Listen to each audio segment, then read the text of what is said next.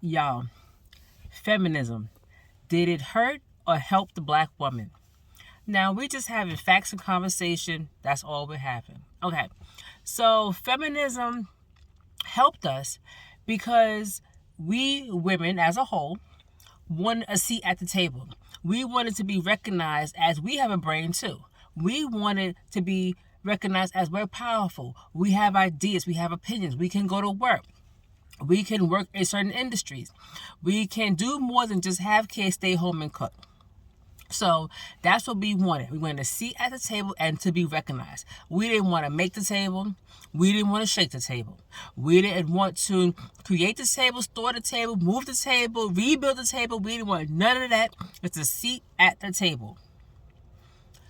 Now, that was great. And they gave us that. But we black women, not women as a whole, but we black women took it too far because the other races, they can decide when they want to be a feminist or not. The reason why they can decide that is because they have legacy, generational wealth. They have families. They have money. They have privilege even. So they can decide to be a feminist today and not a feminist tomorrow. And, we black women don't have those options. We don't come from generational wealth as a whole. We don't have a legacy. We're not taught that if you are 30, you need to be married with children. We're not taught that. That's not ingrained in our DNA. With them other cultures, they know ring by spring. It's time for you to graduate college and it's time for you to find a husband and, settle down and so forth. So while they're screaming feminism, feminism, feminism, and they recruited us to make their movement stick, make it popular, and make it worldwide, we jumped on that bandwagon and we like, yeah. Feminism, yeah. It's for us. Oh, no, girl, I don't need a man. Oh, no, I can do this instead, right? Okay. But see, what happened with them is that a lot of their movements are temporary. So they screamed all that feminism stuff, and then they still married Brad and Chad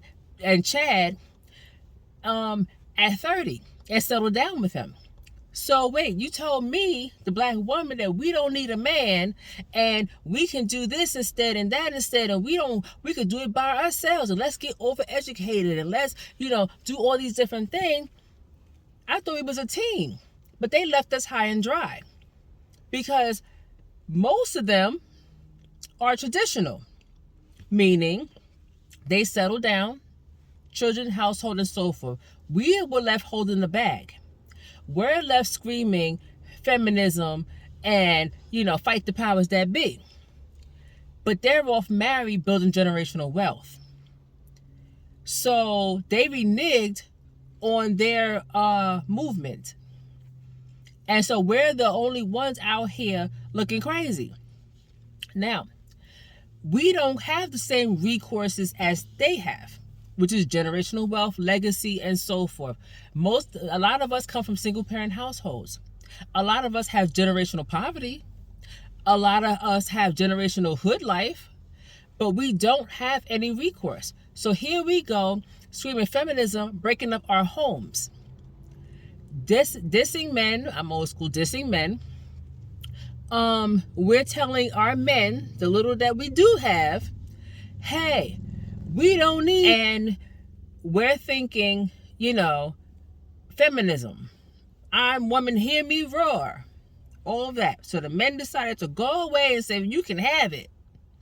And here we are left holding the bag, literally and figuratively, doing it all by ourselves, while our counterparts, our woman counterparts, are married with children, having a good old time with Brad and Chad. And we up here single moms, struggling, heartache, heartbreak, filled with trauma, drama, and more, and all the above.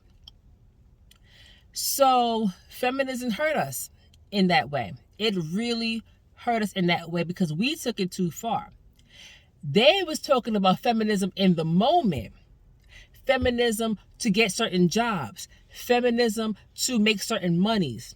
Feminism to be able to stand next to your husband, not behind. That was the moment for them. We took it as a lifetime thing. And we ran with it. But now we're stuck. And we're swimming. We're in a dark place now. And we're swimming upstream. Because what do we do now?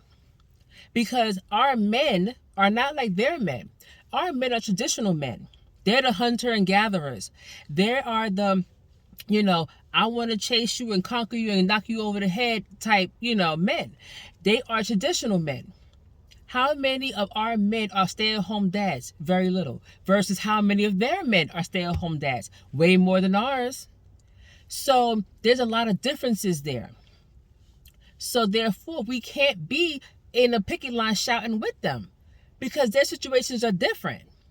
Their home life is... So now we have jumped on somebody else's bandwagon, yet again, mind you, jumped on somebody else's bandwagon that benefits them and only them, because the hierarchy is not us.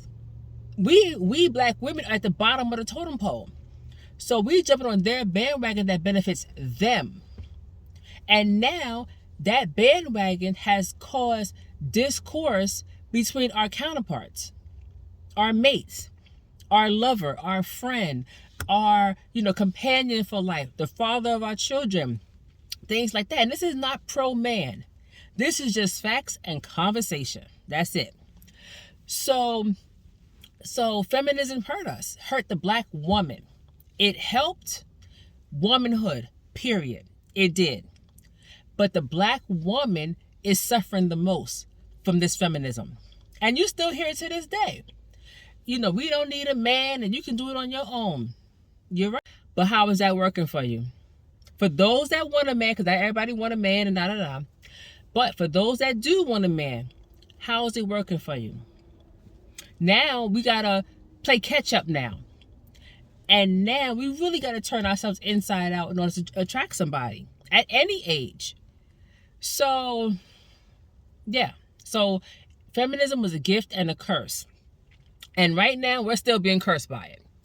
Anyway, like, comment, and subscribe. Let me know your thoughts.